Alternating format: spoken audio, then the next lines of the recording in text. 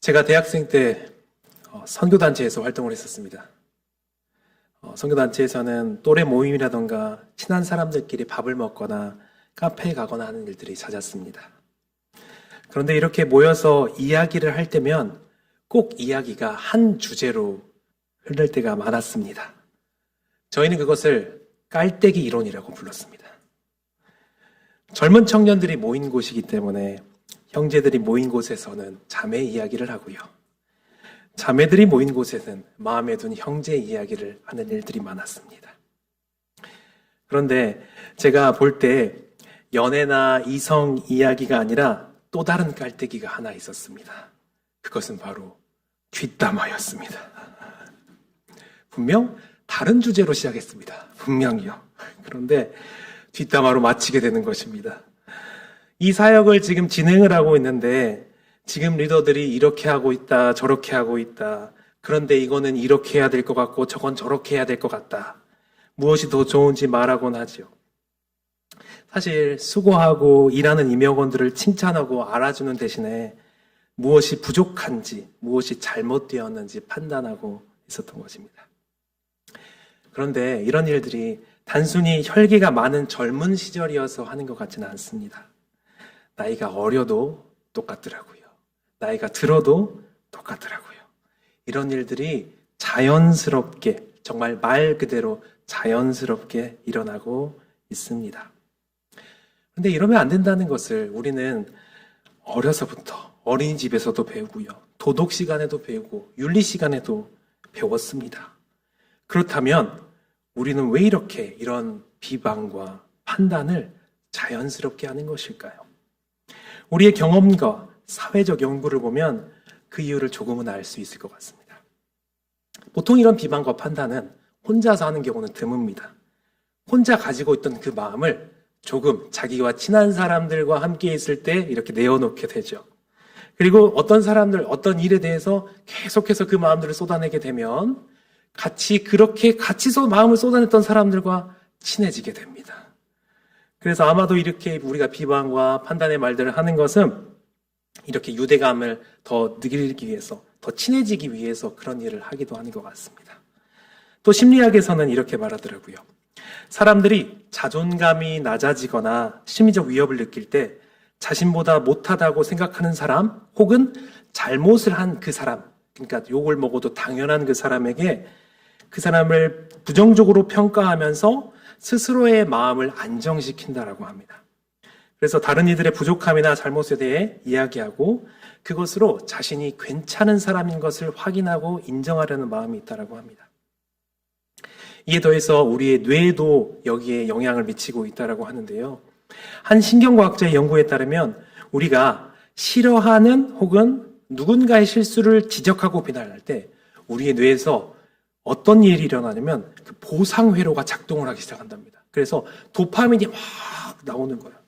우리가 맛있는 것을 먹을 때나 돈을 많이 벌 때 그런 일들을 했을 때 그런 쾌락들을 얻는 것을 보통 도파민 때문이라고 하는데 그것을 남을 깎아내릴 때도 우리가 똑같이 발생한다라고 하는 겁니다.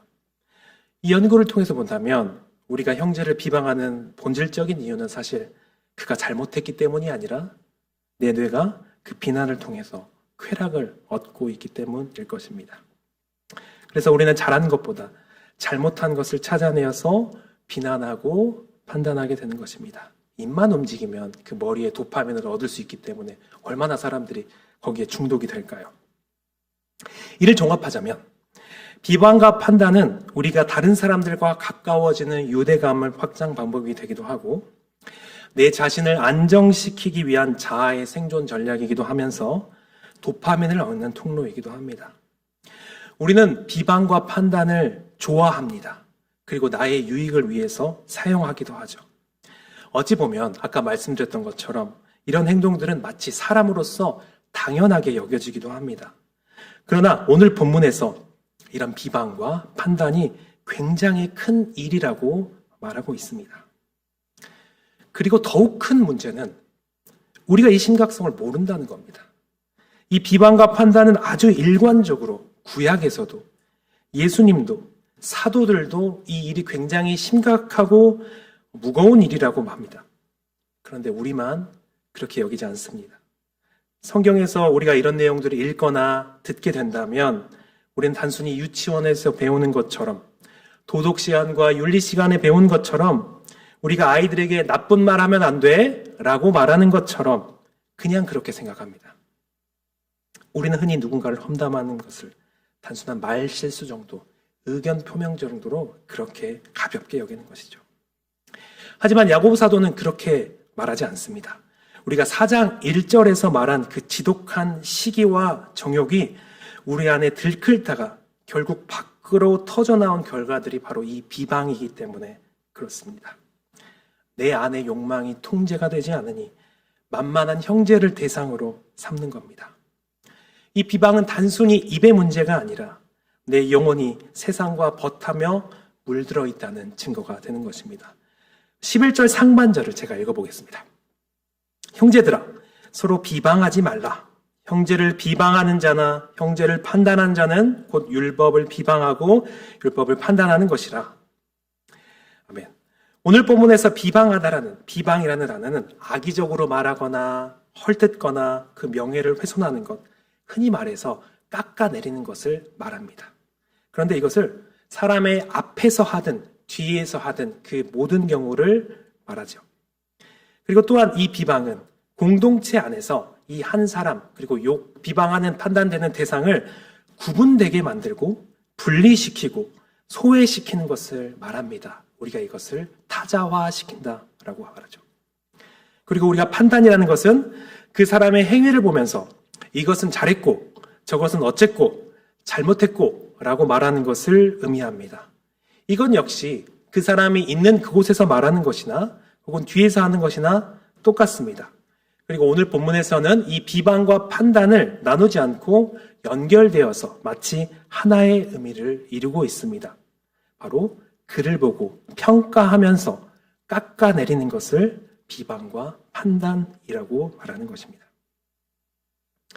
야고보 사도는 오늘 본문에서 형제를 3번이나 사용하고 있는데, 이는 비방이 단순히 개인 간의 다툼이 아니라 영적 가족인 교회의 공동체에 유대를 끊고 근간을 흔드는 것을, 그런 폭력이라는 것을 보여줍니다.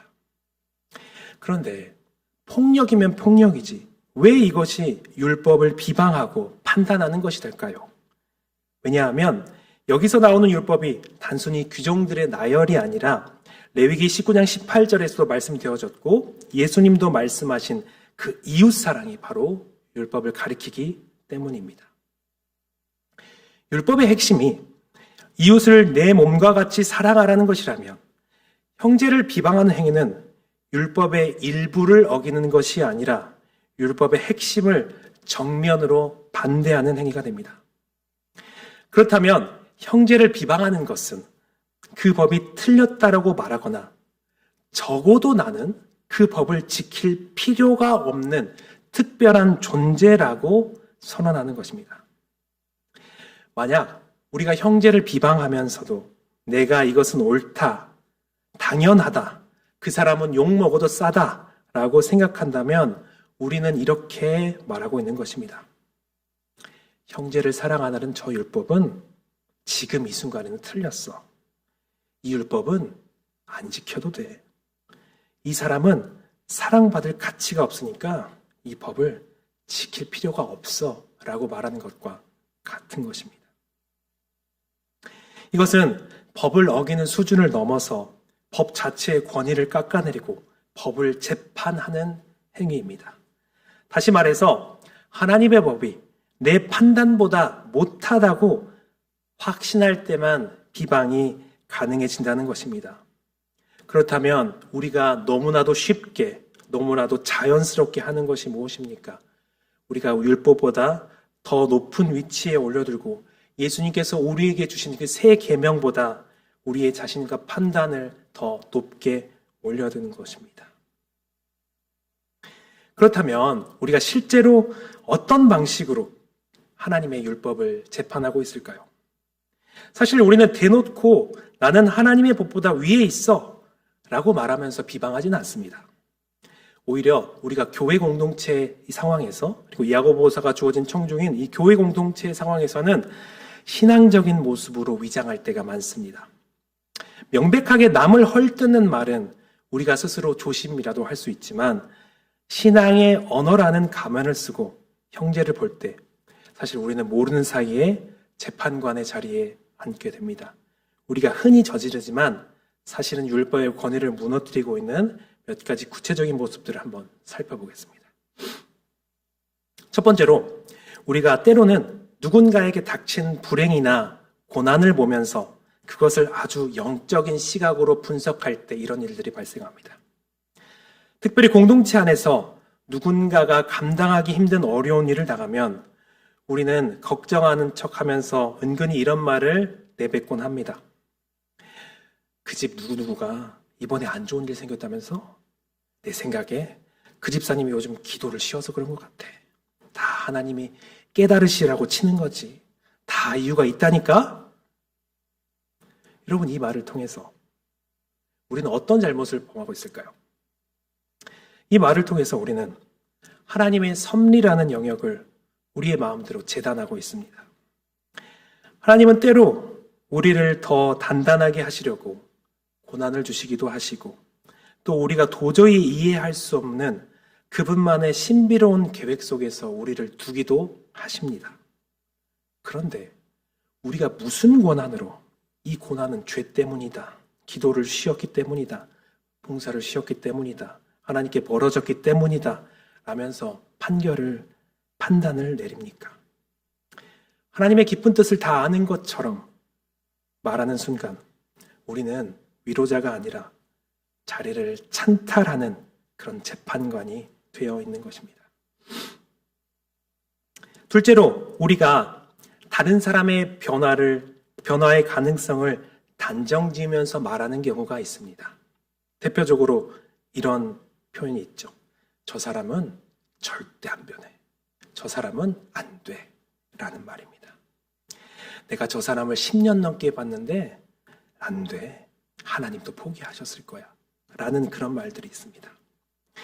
이것은 타인의 변화 가능성을 완전히 차단하고 그 사람의 미래를 확정지어버리는 그런 상황입니다. 우리는 어떤 사람의 행동을 보고 평가하는 수준에서 그치지 않죠.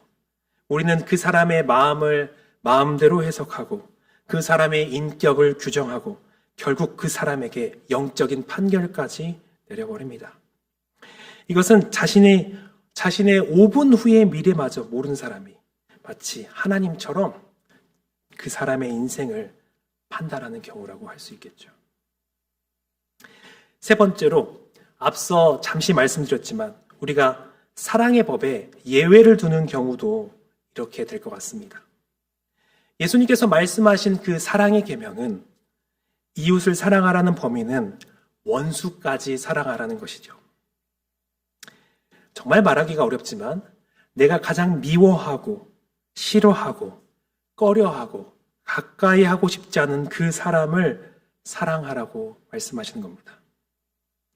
그런데 만약 우리가 이렇게 말하는 것입니다. 하나님은 사랑이시지만 저런 몰상식한 인간은 욕먹어도 싸. 저런 사람까지 사랑하라는 것은 말이 안 돼. 라고 말하면서 비방한다면 우리가 이 상황에서 어떻게 판단하는 것입니까? 이 상황에서는 사랑의 법이 틀렸다라고 말하면서 스스로의 법에 예외 규정을 만드는 입법자가 되는 것입니다. 그리고 마지막으로 요즘에는 더 가장 많은 경우인 것 같은데요. 상대방의 특정 행위나 견해가 또 생활 양식이 나와 다르다는 이유로 그 신앙 전체를 부정하는 경우가 있습니다. 그 사람의 믿음을 가짜라고 단정짓는 경우죠. 이렇게 말할 때가 많습니다. 저렇게 행동하는 것을 보니 저 사람은 진짜 그리스도인이 아니야. 구원받지 못한 것이 분명해. 저런 식의 신앙생활은 다 가짜야. 이렇게 말하는 것은 누군가의 영적 상태에 대해서 판단을 내리는 거죠. 그런데 그런 최종 판결의 권한은 우리의 권한이 아닙니다. 이 일은 오직 입법자이자 재판관이신 우리 하나님의 영역입니다. 사람이 다른 사람의 영혼에 대해 구원을 받지 못했다거나 가짜다라 선언하는 것은 하나님의 재판석에 우리가 앉는 행위이죠. 여러분은 어떠십니까? 저는 이런 말들이 너무나 익숙하게 들어왔고 또 제 자신도 자주 하는 것 같아 찔리기도 하였습니다. 특별히 저는 이 세 번째 마지막 예시에서 마음이 참 무거웠습니다. 사역자로 살면서 하나님의 말씀을 연구하고 그 말씀에 따라서 살아가는 것이 중요하기 때문에 그 말씀에 따라서 살아가지 않는 사람들을 볼 때 저 사람은 정말 구원받은 것이 맞는가? 저 사람의 구원이 가짜가 아닌가? 라고 말하는 경우가 있었던 것 같아요. 그런데 참 교만하다라는 것을 깨달았습니다. 저는 하나님이 아닌데 어떻게 그것을 알 수 있겠습니까? 제가 입법자이자 재판관이신 그 하나님의 자리를 찬탈한 것처럼 느껴져서 참 부끄러웠습니다. 정리하자면 우리가 나눈 이 모든 말들의 본질은 하나입니다. 사랑하라는 하나님의 법보다 내 판단이 정확하다는 교만입니다. 내 생각이 율법보다 위에 있다고 믿기에 우리는 너무나도 쉽게 형제를 비방하는 것입니다.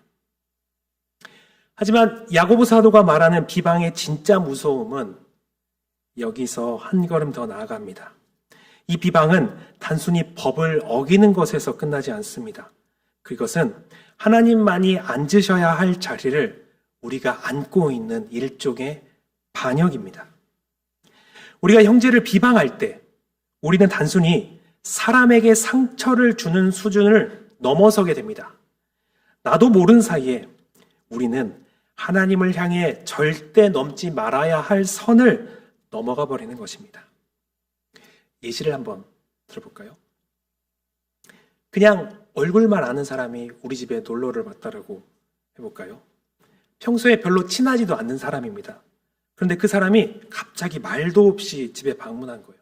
그래서 문을 이렇게 두드리면서 열어달라고 재촉합니다. 그래서 무슨 급한 일이 생겼나 싶어서 문을 이렇게 열어줬어요. 그런데 그 사람이 아주 더러운 옷과 신발을 신고 거실로 쑥 들어오는 겁니다.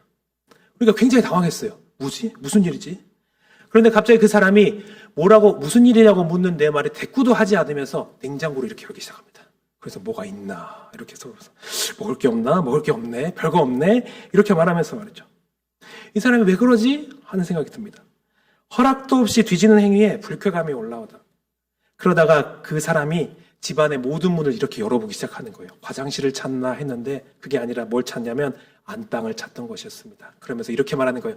역시 안방이 제일 좋군 하면서 침대에 들어가서 이렇게 털썩 눕는 겁니다. 그 더러운 옷과 신발을 신으면서 그 침대에 눕는 거죠.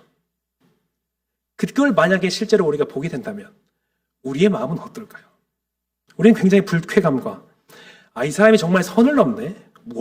당황스러운 마음에서 그런 마음이 들 겁니다. 또 다른 예시를 들어보겠습니다. 친구를 집에 초대했습니다. 화기애애한 시간을 가지고 있는데 우리 집 애가 좀 시끄럽게 굴었어요. 그러니까 그 친구가 부모인 내가 바로 옆에 있는데도 불구하고 이렇게 하는 거예요. 내 아이의 뺨을 세게 때리면서 이렇게 소리치는 겁니다. 이런 놈은 호적에서 파버려야 돼. 넌 우리 집에 있으면 진짜 국물도 없어. 라고 말을 했다라고 해봅시다. 그러면 우리의 마음은 어떨까요? 그래, 잘못했다. 그러면 내가 앞에 있으니 내가 내 자식을 다뤄야 되는데 왜 네가 다루냐? 라는 마음이 있지 않겠습니까? 이 사람은 부모가 그 앞에 있는데도 선을 넘은 것이죠.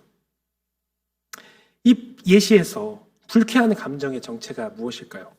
그것은 단순히 무례함이 아니라 권한의 문제입니다. 권한에 대한 도전입니다.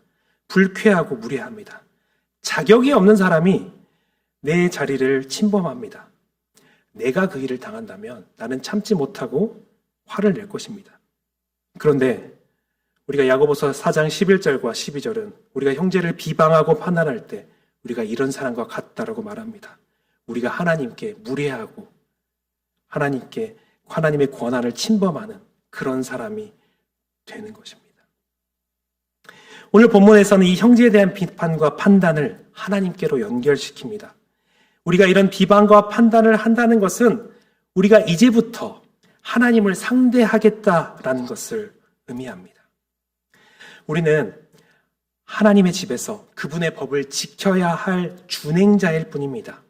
그런데 형제를 판단하는 순간 우리는 이 법은 틀렸어, 내가 더 잘 알아, 내가 심판하겠어 라고 선언하며 율법 위에 군림하려 되는 것입니다. 그리고 우리는 하나님의 위치에 서게 되는 거죠. 11절 하반절과 12절을 이렇게 말합니다. 제가 11절 하반절을 읽겠고 여러분께서 12절을 읽어주십시오. 제가 읽겠습니다. 내가 만일 율법을 판단하면 율법의 준행자가 아니요 재판관이로다. 12절 읽어주십시오.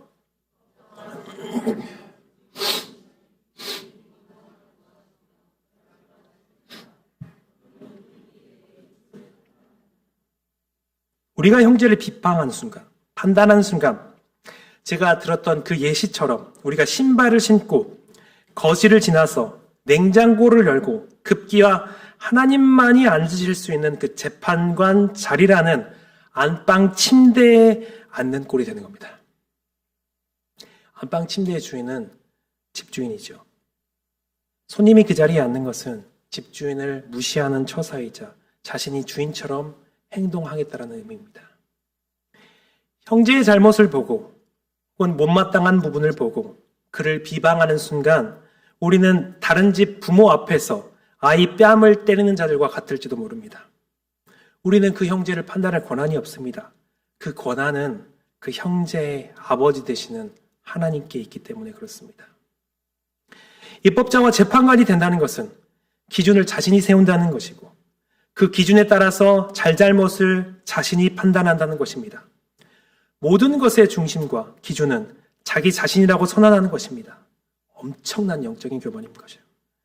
이처럼 우리가 형제를 판단하는 것은 단순한 실수가 아니라 하나님의 통치권을 찬탈하려는 영적 침해입니다. 하나님은 비방과 판단을 단순한 말 실수나 의견 표명이 아니라 반역으로 보신다는 것입니다. 이것은 하나님을 자신과 동등하게 두어서 일계명을 정면으로 어기는 행위가 되는 것이죠. 이런 사람들은 입으로는 하나님을 말할지 몰라도 실제 행동에서 자신의 판단의 최종 권위자가 됩니다. 이런 사람들을 한 신학자는 이렇게 표현하더라고요. 기능적인 무신론자라고요. 기능적인 무신론자. 이런 사람들은 하나님을 믿는다라고 말하지만 그분이 왕이시라고 말하고 있지만 실제 삶의 현장에서는 그 하나님이 없다고 말하면서 살아가고 있는 것입니다. 입으로는 하나님을 말하고 찬양하지만 온 몸으로는 하나님의 안 계심을 증거하고 사람들에게 하나님은 무시받아도 되는 분인 것처럼 살아가고 있다는 겁니다. 여러분, 이런 모습을 한번 생각해 보십시오. 우리가 하나님을 믿는 사람으로서 기대되는 모습들이 있지 않습니까? 그런데 우리가 사회에서, 직장에서, 가정에서, 그리고 교회에서 하는 말들을 보고 우리 주변의 사람들이 하나님이 계시다라고 할 수 있겠습니까? 우리가 하나님을 경외하는 마음으로 그런 말들을 하고 있습니까? 우리가 만약 영적인 가족인 형제를 비방한다면 이 세상 사람들과 우리 주변의 사람들, 가족들이 나를 예수님의 제자로 보겠습니까? 우리가 비방할 때 우리는 하나님이 거룩하시고 영광을 받으실 분이 아니라 하나님은 무시받기에 합당하신 분이라고 말하고 있는 것입니다. 이때 우리는 복음의 증인이 아니라 하나님의 없음을 증언하는 자들이 우리가 되는 것입니다. 또 우리가 오늘 본문에서 우리가 비방과 판단을 하지 말아야 하는 이유를 찾을 수 있습니다. 그것은 우리가 전능하지 않기에 하나님이 아니기에 인간일 뿐이기에 올바르게 판단할 능력이 없기 때문에 그렇습니다. 우리는 이 사람이 옳은지 그른지 판단할 능력이 부족합니다. 여러분, 이런 생각을 해보신 적이 없습니까? 어떤 사람은 태어날 때부터 아주 좋은 성격으로 태어납니다. 그리고 아주 화목한 가정에서 자랍니다. 이 사람은 그래서 마음에 화가 별로 없어요. 그래서 다른 사람을 비방하거나 욕하는 말들을 하지 않습니다. 싸우지도 않습니다. 하나님 말씀을 잘 지킵니다. 자제력도 좋아서 드러나 보이는 죄를 짓지 않으려고 합니다. 이런 사람을 보고 우리는 하나님의 말씀을 잘 지키는 자라고 말할 수 있을 것입니다. 반면에 어떤 사람들은 이런 사람들이 있습니다. 태어날 때부터 기질이 아주 화가 많은 사람들이 있습니다. 분노가 많습니다. 그런 사람들이 있죠. 그리고 이 사람은 아주 어려운 가정 환경에서 자라서, 보육원에서 자라서 그 마음에 화가 너무나도 많습니다. 분노가 그 마음속에 가득 차 있습니다. 그래서 그 입에 비방과 욕이 줄줄이 나옵니다. 툭 건들면 싸웁니다. 제가 실제로 봐서 합니다. 네. 드러나게 죄를 저지르기도 하죠. 우리는 이런 사람들을 보면서 죄인이라고 말할 것입니다. 그러나 여러분, 제가 극단적인 예시를 들어서 조심스럽게 말하긴 합니다. 우리가 이렇게 판단하는 것이 옳습니까? 그 사람이 어떤 기질로, 어떤 환경에서 자라왔고, 그 사람이 이런 상황 속에서 이렇게 행동하는 것이 어찌 보면 그 사람의 최선일 수도 있습니다. 그런데 우리는 그걸 모릅니다. 그 사람을 다 모르니까요. 그 사람의 중심을 모르기 때문에 그렇습니다. 오직 하나님만이 인간의 마음의 중심을 보시고 그의 과거와 현재와 미래를 보시고 그의 그때 정당한 판단을 하실 수 있습니다. 그리고 오직 하나님만이 그 사람을 멸하기도 하시고 구원하기도 하실 수 있습니다. 비방하고 판단하는 사람들은 자신이 모든 것을 알고 있는 양 형제를 판단하지만 실상은 그 권한과 능력은 우리에게 없으며 하나님께만 있는 것입니다. 그래서 이렇게 말하는 거죠. 하나님도 아닌 일개 인간인 네가 대체 누구라고 판단하느냐? 우리는 다른 사람들을 판단하고 비방할 자격이 없으며 능력도 없는 것입니다. 그런데 오늘과 같은 본문을 통해서 우리는 이런 생각 또한 하게 되죠. 오늘 야고보서에서 언어에 대해서, 말에 대해서 다루는 마지막 시간이거든요. 이런 상황을 우리가 말에 대해서 다룰 때 생각할 수 있을 것 같습니다.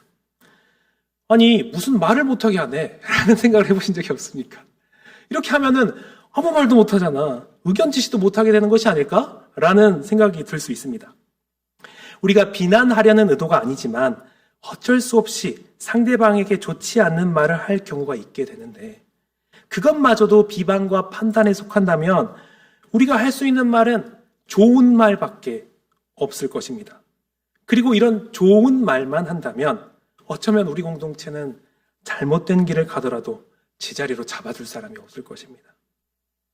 그러면 어디까지가 야고보에서 말한 기준이 될까요? 어디까지가 우리에게 권면이 되고 직언이 되고 어디서부터 비방과 판단이 될까요? 그것은 동일한 기준으로 알 수 있을 것 같습니다. 바로 이웃을 사랑한다면 우리는 쓴소리와 직언을 할 수 있습니다. 회복을 위한 권면은 괜찮습니다. 우리가 온유한 심령으로 잘못을 보고 이것을 옳지 않다고 말해주고 우리의 태도가 함께 고쳐보자 라며 도와주는 것은 판단이 아니라 사랑일 것입니다. 또 거짓 가르침이나 공동체를 해치는 악한 행위에 대해서 이것은 옳지 않다라고 분별하는 것은 성도의 의무입니다. 그리고 그 분별로 직언하는 것 역시 허용되는 것이죠. 이렇게 회복을 위한 권면은 나의 마음을 잘 살필 때 알 수 있습니다. 이때 우리의 목적은 상대방의 좋은 변화이기 때문에 그가 수치를 당하는 것을 원치 않기 때문에 그 상대방의 잘못을 보고 내 마음이 아플 것입니다. 또 그가 돌이키지 않을까 두렵고 말을 꺼내기 전에 기도할 것입니다. 왜냐하면 그를 아끼고 사랑하기 때문에 그렇습니다. 그러나 오늘 본문에서 비방과 판단이 현실에서 이루어질 때 당사자 앞에서는 말하지 않는 경우가 많죠. 아무 말도 못하면서 그 뒤에서 그 사람의 평판을 은근히 깎아내리는 경우가 많습니다. 저 사람은 이게 문제야 라는 태도로 말이죠.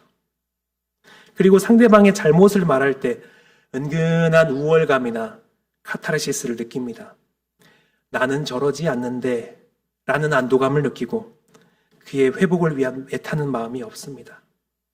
만약 그렇다면 그 말이 아무리 좋은 말이라고 할지라도 아무리 옳은 말이라고 할지라도 그 말은 비방이고 판단일 확률이 높습니다. 또 그 결과가 무엇을 위한가 보면 다릅니다. 결과적으로 그 사람이 공동체 안으로 다시 들어오게 돕는 의도라면 그것은 권면이나 직언일 것입니다. 반대로 그 사람들이 이 공동체에서 없었으면 좋겠다, 혹은 그냥 그를 내버려 두고 그냥 그 잘못만을 지적하고 싶다, 그런 마음이라면 우리는 비방을 하고 있는 것입니다. 정리하자면 우리가 말을 할 때, 잘못이 되는 것을 볼 때 함께 고쳐보자 라는 태도로 한다면 그것은 권면일 것이고요, 그것은 공동체 안에서 언제든지 허용되는 말일 것입니다. 반면에 우리가 너는 이게 문제야 라는 태도로 말한다면 그것은 비방일 것입니다. 또 말하는 초점이 그 사람의 회복을 위한다면 그것은 권면과 직언일 것이고, 그 사람의 과거의 잘못에 계속해서 머물러서 그를 욕한다면 이것은 비방과 판단일 것입니다. 그러니 우리는 말할 때에 내가 지금 이 말을 하는 것이 저 형제가, 저 자매가 하나님 앞에 바로 서길 원해서인가, 아니면 내가 옳고 저 사람이 틀렸다라는 것을 확인하고 싶어서인가를 물어야 하는 것입니다. 말씀을 정리하겠습니다. 우리는 오늘 우리의 입술이 얼마나 쉽게 그리고 즐겁게 선을 넘고 있는지 확인했습니다. 우리가 누군가를 비방할 때 나는 저 사람과 달라 라고 확인하며 얻었던 즐거움과 그 비겁한 안도감들이 사실은 얼마나 무서운 일인지에 대해서 나누었습니다. 우리가 형제를 비방하고 판단하는 그 짧은 순간, 우리는 단순히 말 실수를 한 것이 아닙니다. 비방과 판단은 결코 가벼운 죄가 아닙니다. 야고보 사도는 이것이 율법 자체를 판단하는 것이라고 못 박습니다. 오직 하나님만이 한 사람의 중심을 보시고 그 영원한 운명을 결정할 수 있는데, 내가 그 형제를 판단하고 비방하는 순간 나는 하나님의 이웃 사랑의 법이 지금 틀렸다라고 선언하면서 하나님의 보좌를 마치 발로 차는 듯한 모독을 하고 있는 것입니다. 사랑하는 동역자 여러분, 야고보 사도는 우리에게 이렇게 묻습니다. 네가 누구이기에 이웃을 판단하느냐? 이 질문 앞에서 우리는 대답해야 됩니다. 우리는 형제를 비방할 권한도 누군가를 판단할 능력도 없습니다. 우리는 오직 하나님의 말씀이라는 거울 앞에서 내 허물을 먼저 살피고 그분의 은혜 없이는 단 하루도 살 수 없는 연약한 존재일 뿐입니다. 우리는 타인을 정죄하던 그 에너지를 이제는 형제를 세우고 사랑하는 데 쏟아야 합니다. 상대의 잘못이 보일 때 그것을 비방의 재료로 삼지 말고 그가 다시 하나님 앞에 바로 설 수 있도록 돕는 사랑의 기회로 삼아야 합니다. 그리고 우리가 그 비방을 멈추고 서로를 사랑하기 시작할 때 세상은 우리를 통해서 하나님의 살아계심을 보게 될 것입니다. 이번 한 주간 우리의 입술이 누군가를 무너뜨리는 흉기가 아니라 하나님의 사랑을 전하고 형제를 살리는 그 통로가 되기를 바랍니다. 우리가 판단의 자리에서 내려오고 겸손한 준행자의 마음으로 이웃을 내 몸과 같이 사랑하면서 하나님이 진정한 우리의 왕이심을 삶으로 증거하는 우리 모두가 되시기를 예수님의 이름으로 축복합니다. 우리 말씀을 생각하시면서 두 가지 기도 제목 가지고 기도하겠습니다. 가장 먼저 기도하실 때 먼저 하나님의 자리에 앉아서 형제를 판단하고 정죄했던 교만을 회개하기를 원합니다. 하나님, 제가 그렇게 할 권한도 없고 능력도 없는데 제가 그렇게 했습니다. 저를 용서하여 주옵소서라고 기도하시고요. 두 번째로 기도하실 때 우리가 비방을 통해 얻는 그 즐거움을 거절하고 형제를 세우며 이웃을 내 몸과 같이 사랑하는 그 사랑이 우리의 입술에 가득하게 하여 주옵소서, 이렇게 기도하겠습니다. 우리 말씀을 생각하시면서 이 기도 제목 가지고 합심하여 기도하도록 하겠습니다. 살아계신 하나님 아버지, 주님께서 우리를 사랑하여 주셔서 우리를 구원하시고 하나님의 자녀 삼아 주셨습니다. 주님, 그럼에도 불구하고 우리는 우리의 행실을 볼 때에 우리의 정욕에 따라서, 시기에 따라서, 질투에 따라서 우리의 주변의 형제를 욕하고 우리의 형제를 비방하고 판단했던 것을 고백합니다. 주님, 우리가 주님 앞에 자백하고 회개하오니 우리를 용서하여 주시옵소서. 우리가 능력도 없고 권한도 없고 우리가 할 수 있는 자격이 아무것도 없는 자들인데 주님의 그 형제를 피로 값주고 사신 그 형제를 욕하였던 것을 용서하여 주시옵소서. 우리에게 새로운 입술로 새로운 입으로 우리를 부어 주시옵소서. 하나님 아버지, 우리가 비방하고 판단하면서 우리의 얻는 즐거움들이 있습니다. 우리가 즐거워합니다. 주님, 그것을 통하여서 다른 사람들과 친해지기도 하고 유대감을 얻기도 합니다. 주님, 우리가 그런 것들을 거절하게 하여 주시옵소서. 하나님을 두려워하는 마음으로, 율법에 순종하는 마음으로, 새 계명에 순종하는 마음으로 우리가 주님 앞에 온전한 자로 설 수 있게 하여 주시옵시고, 우리의 즐거움이 아니라 또한 우리가 얻는 그런 안전감이 아니라 하나님을 통해 경외하는 마음에서 얻는 그러한 마음으로 온전함을 사모하는 우리 모두가 되게 하여 주시옵소서. 살아계신 하나님 아버지, 우리가 야고보서를 통해서 볼 때 우리가 비방과 판단이 얼마나 무서운 죄인지도 모르고 너무나도 자연스럽게, 너무나도 당연스럽게 했던 것을 고백합니다. 주님, 우리를 용서하여 주시옵소서. 하나님, 우리가 앉아서 하나님의 자리에 앉아서 형제를 판단하고 정죄했던 교만을 회개하고 주님께로 돌이키오니 우리의 입술 가운데 우리의 이웃을 사랑하는 그 사랑을 가득 채워 주시옵소서. 우리의 입술을 통하여서 우리 공동체가 살아나고 우리의 이웃이 살아나고 우리의 가족이 살아나고 또 우리의 입술을 통하여서 하나님의 살아계심과 하나님이 참으로 찬양받으실 분이라는 것이 증거되는 우리의 입술이 되게 하여 주시옵소서. 이를 통하여서 우리가 뜨겁게 사랑할 때에, 그 사랑의 말로서 뜨겁게 사랑할 때에 참으로 우리가 하나님의 제자인 줄로 온 세상이 알게 하여 주셔서 주님의 영광과 주님의 은혜와 사랑이 우리를 통하여서 흘러넘치게 하여 주시옵소서. 일하실 주님을 믿사오며 예수 그리스도 이름으로 감사드리며 기도드립니다.